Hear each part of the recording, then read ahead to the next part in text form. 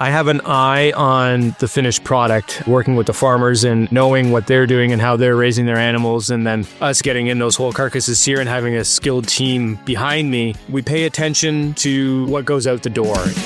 This is the Australian Butchers Guild podcast, brought to you by Meat and Livestock Australia, the podcast for passionate butchers. G'day everyone, it's Doug Piper here. Welcome back to the Australian Butchers Guild podcast. I can't believe we're already a month into 2025, and from what I've been hearing, butchers have been super busy over the holidays. In a couple of months, the 3 Aussie butcher teams head over to Paris to compete in the Butchery Olympics. That's the World Butcher Challenge, if anybody's been hiding under a rock. The 3 teams consist of a senior team, which has 6 butchers. They all compete as one team, and then the other 2 teams are 2 young butchers and 2 apprentices, and they all compete at an individual level, so they're not as one team. Hopefully they'll do as well as the 3 teams did in 2022, where the seniors came second in the main event, and the young butcher Gareth Hunt came second in his comp, and Matty Tyquin took out first place in the apprentice competition. And overall, it was a fantastic result for a team that only had 5 months to get their act together. So check out the Australian Butcher Team's socials and show them some support before they head off. They also have some fantastic supporter t-shirts available to raise funds to help get the team over to France.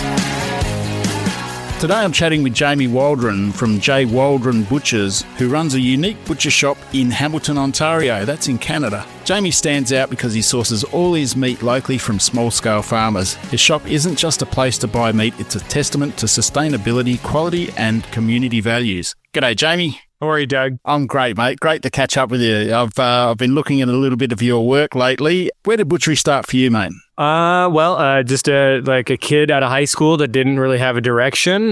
Fell into a shop that some friends were working at, and that was kind of like my foot in the door that allowed me to get into another spot. And that's where I kind of found a little bit more guidance. I fell into one of my great mentors, was working there. They had reluctantly taken me on, just a kid with barely any knife skills. And he took me under his wing, and he really taught me the numbers game. So that was excellent foundation, and then knife skills, just like pounding away on poultry for years, literally years, there, and learning the numbers game of the meat cutting industry. And that really was what propelled me to do it and keep coming back to it. Yeah, right. So your shop, that was a butcher shop, obviously, where you started at? It was, yeah. Like, I started off at like a little country kind of like butcher shop initially, and then I got my second job was at a place called Remark Farms, and that's more of a grocery style setting. Like, it's got a meat department and a deli department, and produce, etc. So we in the meat department were just kind of our own entity, and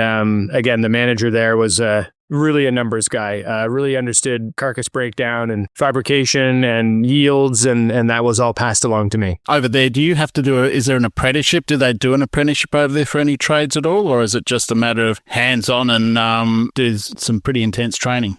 I think it's a sign of the times. There was at one point a Red Seal program, and that was applicable across a lot of trades. So not only just food related, but bakers, for instance, but you can also get your Red Seal in electric, plumbing. It is an apprenticeship program labeled under the Red Seal program, but butchery actually fell out of step. They didn't have the enrollment. I was enrolled in it when I was about 18 or 19 years old. I stepped away from the job for a number of years, and when I came back, the Red Seal program wasn't available for butchery anymore. I don't know that it is. With the butchery resurgence, we are seeing schools cropping up that are teaching meat and meat fabrication and butchery, whether it be a 9-month program or longer.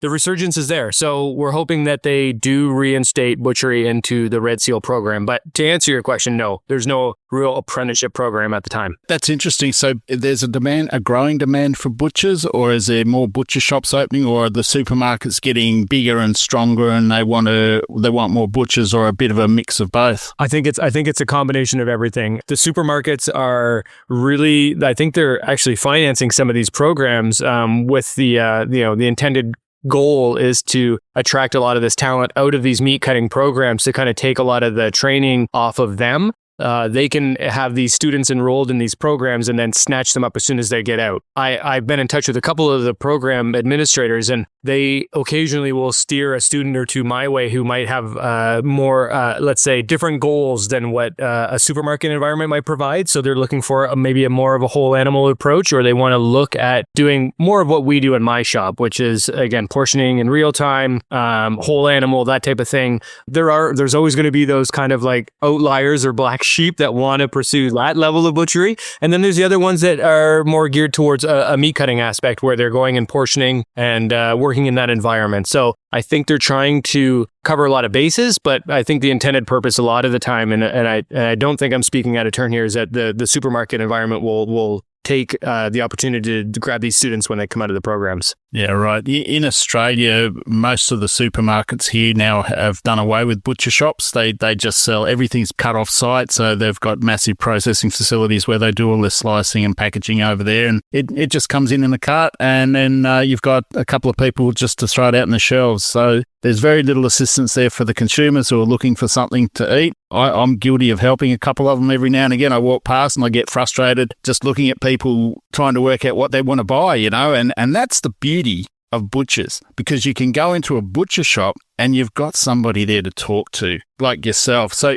with your business there, mate, tell us a little bit about J. Waldron Butchers. So born, like so many other businesses, born out of lockdown, born out of a necessity for work and income when I was found myself unemployed working for a restaurant group, which I was working under their meat programs, supplying and doing a lot of the heavy lifting for a restaurant group. We all know what happened. I don't need to rehash that. But when I found myself unemployed, that was literally the kick in the ass that I needed to do something. I had always thought that maybe I would do something, but again, out of necessity, this business was born. So it started as a meat share program where I was breaking down whole carcasses and then selling them off in shares or in quarters or larger portions, that type of thing. It evolved from working out of different restaurants that weren't active. I then found myself in a need to grow the business, so I had to go and find my own space. And out of that, the demand became that people wanted to actually come into the business as restrictions were being lifted to come in and actually shop. It's honestly just been responding to consumer demand about how they want to shop and how they want to spend their hard-earned dollars with me. So it is now in its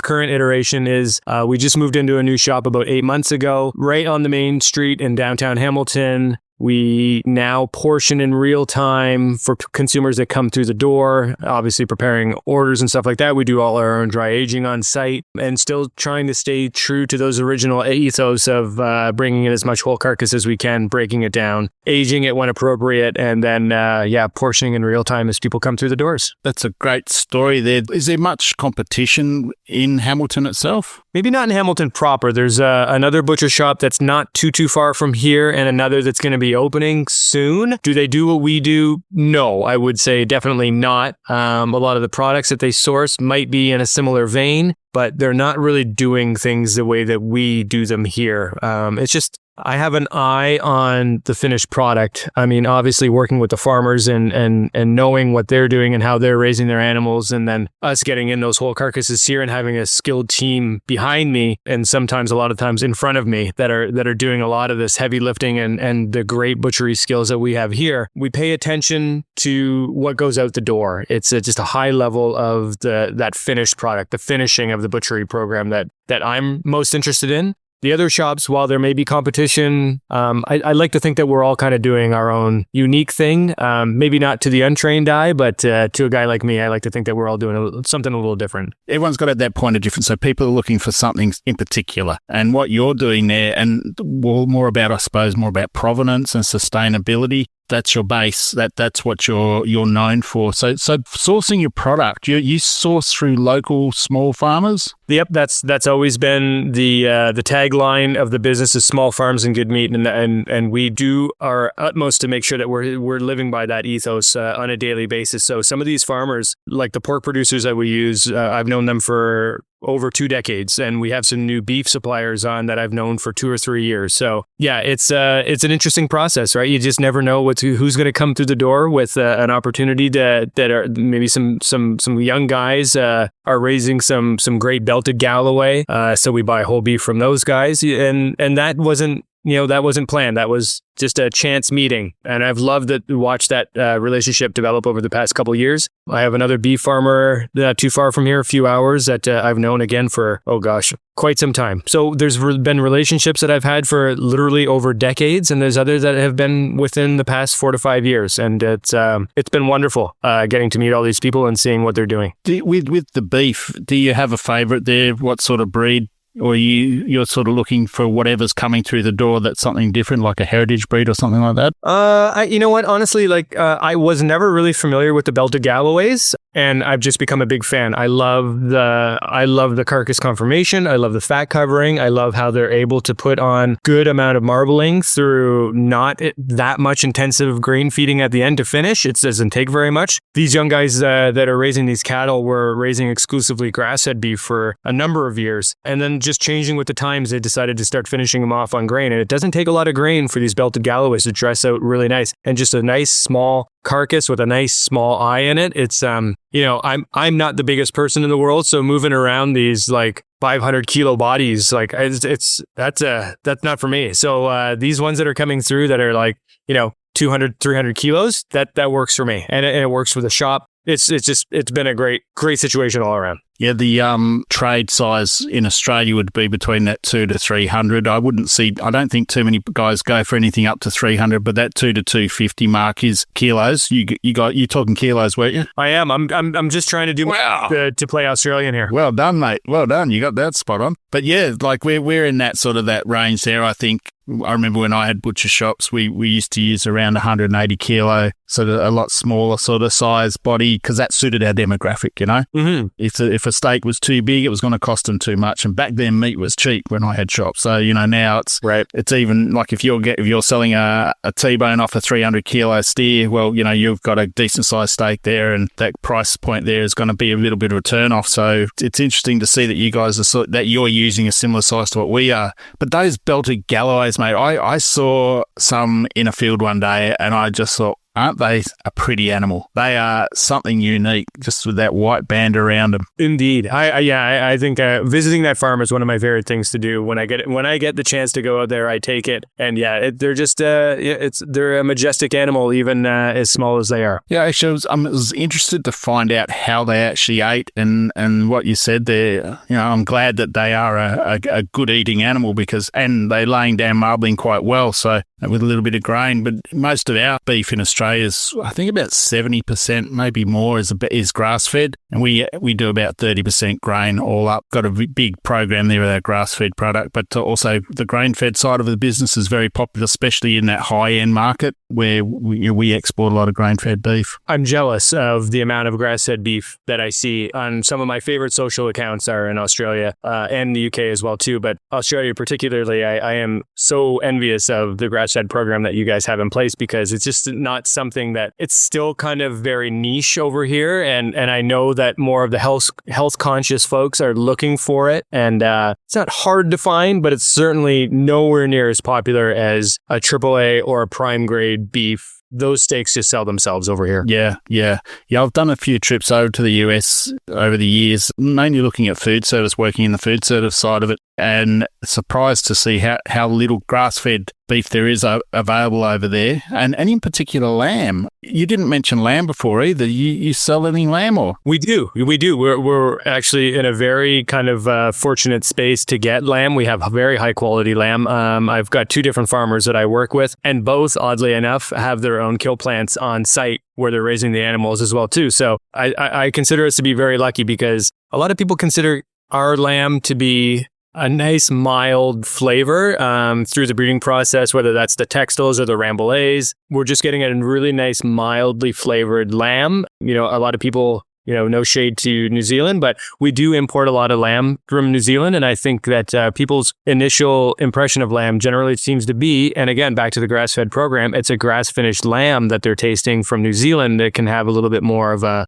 more bold flavor, I suppose, than what this Ontario mildly flavored lamb. And I guess that, correct me if I'm wrong, but that may just be chalked up to the fact that the lambs also are finished generally on a grain-fed diet as well too. Australian lambs predominantly all grass-fed, and a little bit of grain where needed, depending on the weather conditions that we have. Our farm is sort of, I think, is about 90% of what we produce is grass. But we actually send a lot of, or export a lot of lamb into the US, and we found that to be a great market for us. If you look at Australia, that eastern side where I am, New South Wales down to Victoria, into South Australia, there's a great sort of belt through there, which we call the Riverland, and that's where we produce some really good lamb. And over there in the west, in WA, there's some great pockets there as well. In Queensland, they say you can probably count the amount of lambs on one hand that they have up there, but they are producing some nice lambs. So most of your meat, you have a window display like a normal butcher shop where you have meat pre-cut, or are you slicing meat for your customers as on demand? Yeah, we kind of do it on demand. And listen, it's no secret to anybody who cares to listen. I drew some great inspiration from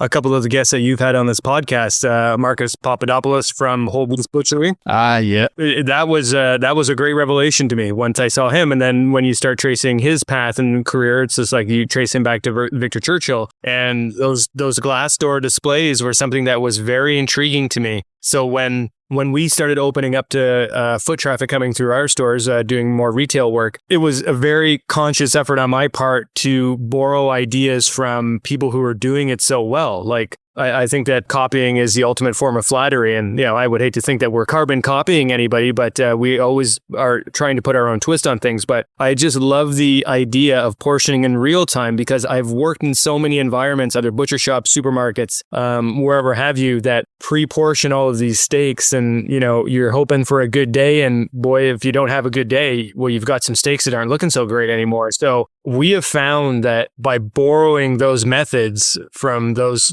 great shops, that it's reduced our shrink to virtually, we all sit around and pat ourselves on the back at how little shrink that we have in our shop. Because of portioning in real time, we don't have a plethora of things that are just oxidizing all the time and constantly going off. We're able to hold those products in our fridges just a little bit longer and move them again in real time. So it's been great. I can't thank those guys enough for coming up with that system. It's wonderful. It's worked for us. I don't think it's suitable for a lot of environments that are very, very high traffic. I think because we are on the smaller scale and we don't move hundreds of kilos a week, that it's not necessary for us to have all those things portioned. Is it the most convenient way to shop? Of course not. It's absolutely not. If somebody's coming in there and they're in a real big hurry, we might not be the spot for them. But we like to have those interactions with people. We like to have those conversations with people. We're all very people person orientated. So this system just works great for me, because I love to, when somebody comes in, we get to have a conversation about what they want, how they want it.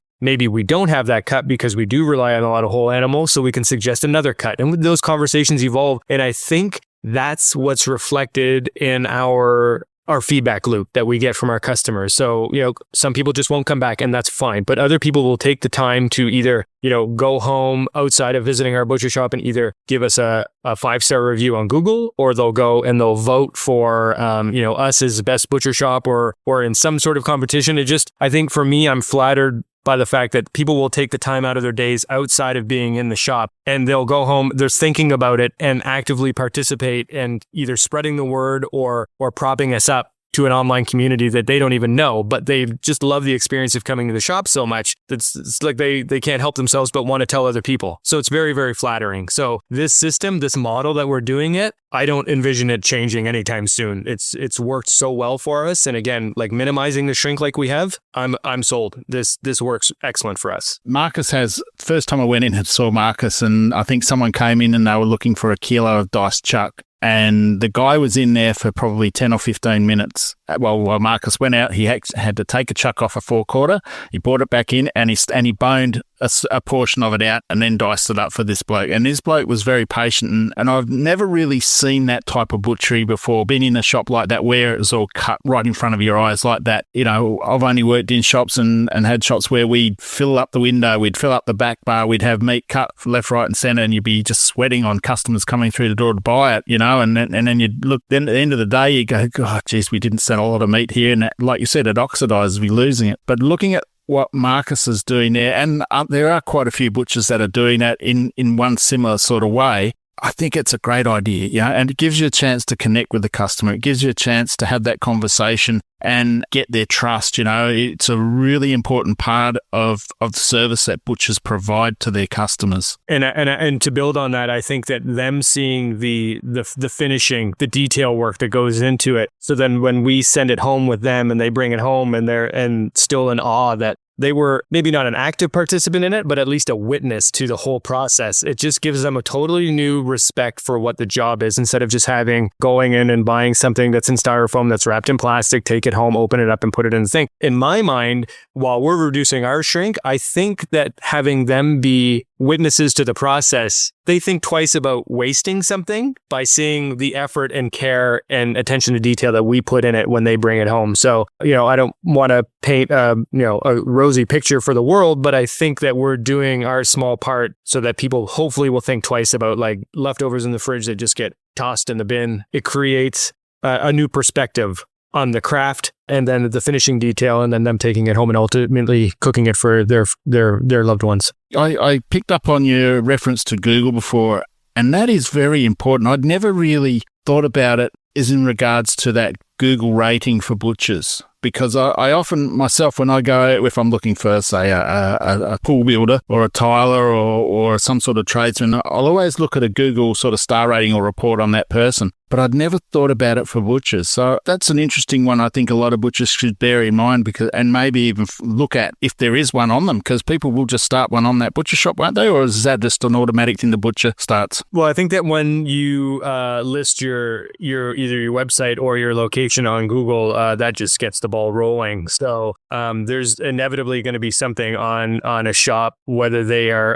an active participant or not. I believe. I don't know how much of that is true, but I believe that's the case. It seems like it's been so long ago since we activated it and started pointing people towards it. But to that point, like, so many customers get turned on to us through Google, just butcher near me. That's it. And they Google that if they're new to the area or if they're, just passing through, and whatever the case may be. But we get a lot of foot traffic, and people are happy to reference like, oh no, I just Googled butcher near me and you guys came up top of the list. And I am extremely proud of the fact that we have a 5-star review. But I believe it's that intimate process of people coming in and having those conversations. It just creates that bond that we have with our customers. And again, like going outside of butchery hours or shopping hours, and they go and leave a Google review. Like, I don't know, I'm flattered by that. It blows me away every time. No, that's well done, mate. It's must be, you're obviously very proud of that 5-star rating, and not everyone gets one either. So well done. Well, something's coming down the pipeline. I know that's gonna happen, but for now we'll ride that wave. We're pretty happy about it. Yeah, just have a contingency plan ready. That's all. That's it, eh? Hey, mate, where Hamilton itself, is that a regional area or a large city, or what's the demographics there? I guess it would be considered a large city, one of the larger cities in Canada. We're sitting at around 500,000. Now, we're also considered part of the GTA, which is the Greater Toronto area. So Toronto is about, depends on how fast you drive, but you can usually get there within an hour, depending on traffic. And, Toronto's at, I believe, somewhere around 4 million. And we're part of the Golden Horseshoe. So around the body of water that Hamilton's on, our harbors, it's the same body of water that Toronto's on, that there's other cities like Oakville, Mississauga, Burlington, and then you can take it all the way down to Niagara Falls. So it's a very populous area, and Hamilton is a city that's kind of nestled right almost in between Toronto and Niagara Falls. So at 500,000, that puts us at a pretty decently sized city in Canada. Yeah, definitely. So I was just thinking, the reasoning behind opening up a butcher shop from nothing, huge risk. You obviously had some insights into the community there from working in the area as well, but we've seen a big decline in butcher shops in Australia. We probably 15, 20 odd years ago, probably even longer, 25 to 30, I say there was 10,000 butcher shops in Australia. We're talking independent retail butchers, so owned by guys like you and myself. And now, 2025, we're looking at around about 3,000. So we've seen a huge decline over the years, and it's due to competition. It's due to trade. We haven't got the tradespeople here, and that the whole cycle of butcher shops seems to be, I hope it's sort of bottomed out here in Australia. And now we're starting to see some of these younger butchers coming through, both male and female, going into their own businesses. And like you, that some are starting a shop from scratch. So they're taking that big risk. What was your biggest, well, I suppose your biggest fear would be not succeeding.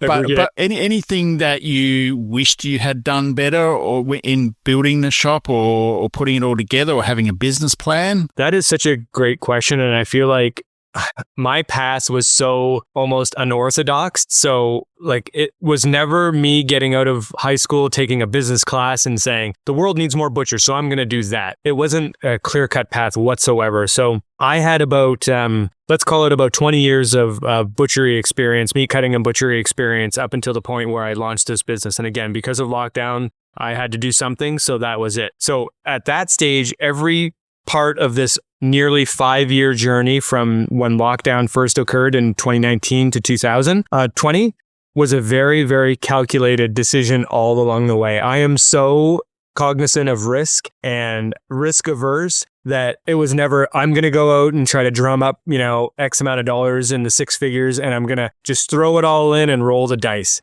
Doug, it was selling meat shares out of a restaurant. That was as low risk as it could possibly get because the restaurants weren't working. They were all locked down. So I was able to go in just through contacts that I knew, go in, use their facilities. Their walk-ins were running. Their benches were empty just to maintain function. So I was able to go into 3 different locations before I got my own shop until I had a client base and a customer base and knew that I could successfully afford the rent with just the business as usual going into my own space. So that risk was very low. The what I started with my shop, and I don't care who knows it, it literally after all the equipment that I had accrued over the years of teaching and working and traveling around and doing different lessons and demonstrations, I had accrued a lot of equipment over the years. So I had a lot of equipment. It cost me $10,000 to open up my shop, which is unheard of. So that was a used walk-in cooler that we had to go and take down and reset up, and finding sinks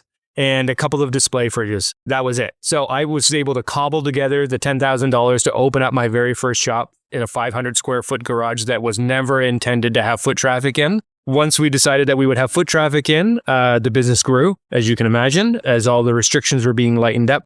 We had foot traffic coming through, so the business grew. I needed more space. The business could afford to move to a new location, and I knew that we could, at the same level, afford the rent of the new spot, even just maintaining the current level of business that we were doing out of the 500 square foot. So we moved to our current space at 305 Barton Street, which is literally about a block and a half from where the 500 square foot. Just very, very calculated decisions as I went, because I don't really want this business to fail. I always wanted it to, obviously, to be a success. And my biggest fear is the failure of this business. So it's always been very calculated risks as we've gone along. So to answer your question, and a little bit more of a paraphrase version, this was never the plan, and I'm learning as I go every single day. Well done. We never stop learning. And that's one thing I use that saying a lot. And I tell people when I was 23, I knew everything about butchery. I went out and bought my first shop, and I've never stopped learning since I opened up that door for the very first day, because somebody's always going to do something a little bit different. You're always going to, if you keep your ears open, you listen to other people, what they say and watch what they do, you're going to learn. It's a great industry to be in. It's evolving. Like even today, just the craftsmanship is like yourself and like Bernard and like Marcus and the other thousands of butchers that are out there doing something different. The pure craftsmanship that they're bringing back into the trade. It's no longer a hard trade. It still is a hard trade. I won't lie there, but it's a lot easier today. Labor-wise, even though we're short on labor, but the workloads aren't as great because we can access carton meat, we can access carcass meat, depending on which way you want to go. Cutting on demand in a smaller shop, I think, makes a lot more sense than just filling up your window with trays and trays of meat, watching it lose color and fade away and obviously have to be used somewhere else or discarded. It's so important just to keep your ears open and watch what's going on around you and try something different too. Hey. I think that we're in such a golden age for the craft, for good or bad. Social media, especially in this aspect of things, has just opened up the door for so many things. So I think that without that, I would have never been exposed to half the accounts or half the ways of doing things and those new and different perspectives.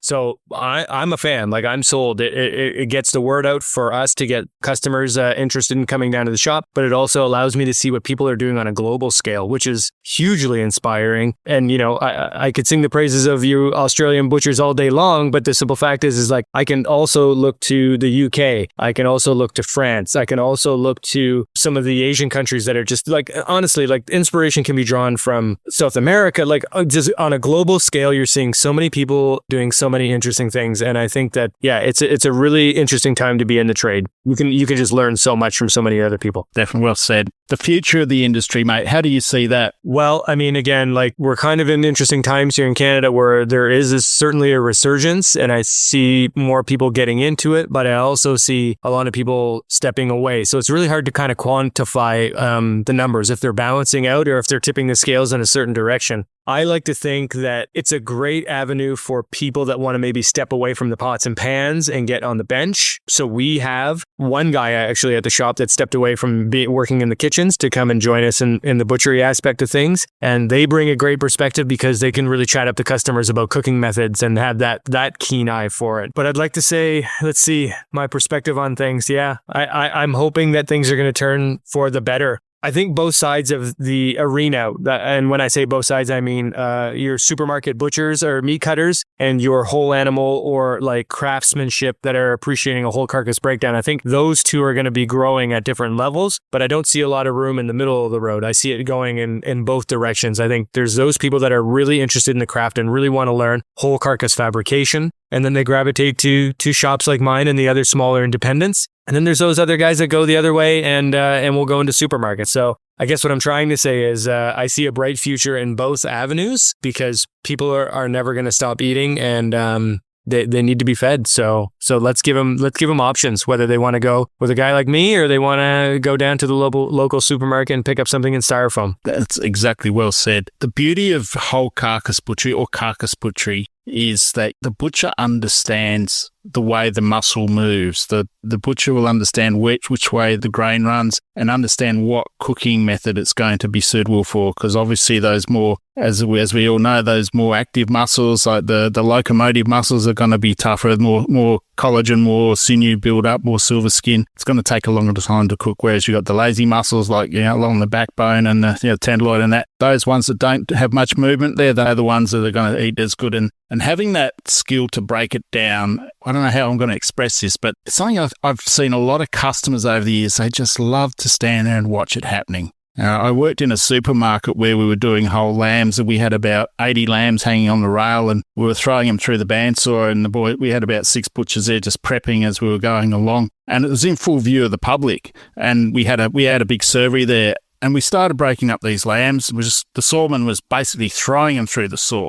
And he was so skilled. Like, there wasn't much finesse about it. It was like whack, whack, whack. And we looked up, and there would have been about 15 or 20 people just standing there, most of them men, by the way, watching, and they sort of look at you, they smile, and they go, don't let us stop you, keep going, this is great. They love seeing it, So it's that whole artistry, it's that whole vibe of the place that really gets people in, and, hoping down the track, like, we don't lose these skills, because I know there's a push. We're really struggling to get carcasses processed at some abattoirs in Australia now. They're starting to stop doing smaller kills. They're just doing larger kills now. So the 1 and 2 carcasses a week sort of thing is going to get harder and harder to process by some butchers. So they'll be forced to buy carton meat, or they'll have to go somewhere else to get the meat, buy something that's through another wholesaler. So I really do hope in Australia we don't lose that. And I hope for your sake, you guys, hopefully you're in a better position than what we are, where you've got that flexibility to getting smaller lots done. Well, I think that our disadvantage is that we lack the culture that countries like Australia and the UK are a part of. It's ingrained there. I think that the thing that we may have going for us is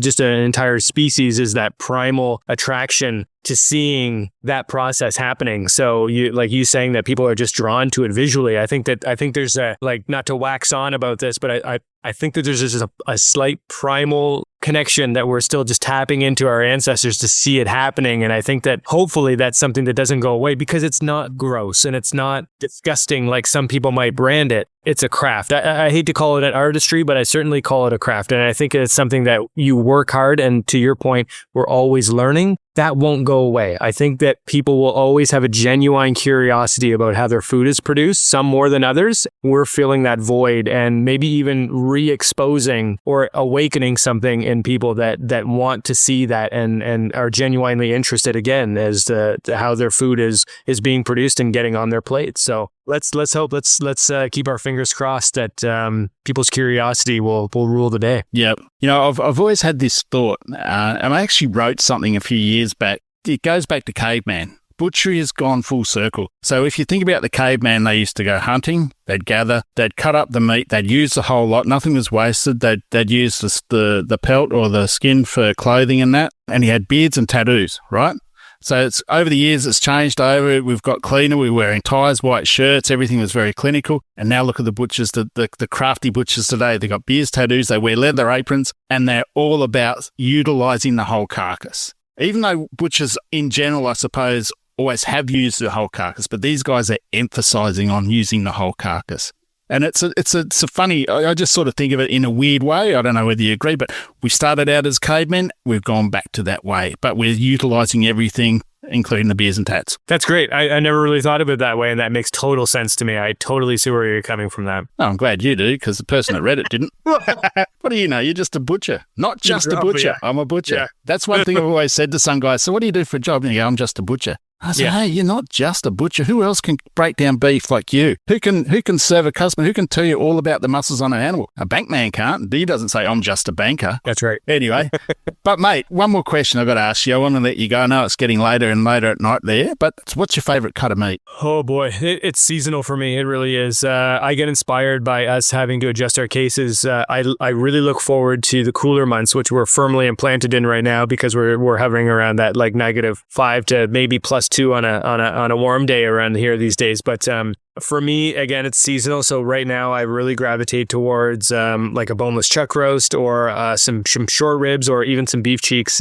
Big fans of all of those slow cooked and braising dishes. My wife is a genius in the kitchen and she does all of those cuts wonderfully. So I'm very lucky that that works for me. When it comes to lamb, it's the same thing. It's the shoulder meat. It's the shanks this time of year. And then when we go into the summer, it's all about grilling and quick and easy on the Barbie. So always going to be a fan of a beautiful ribeye or let's see, what would it be called? What's it called in Australia?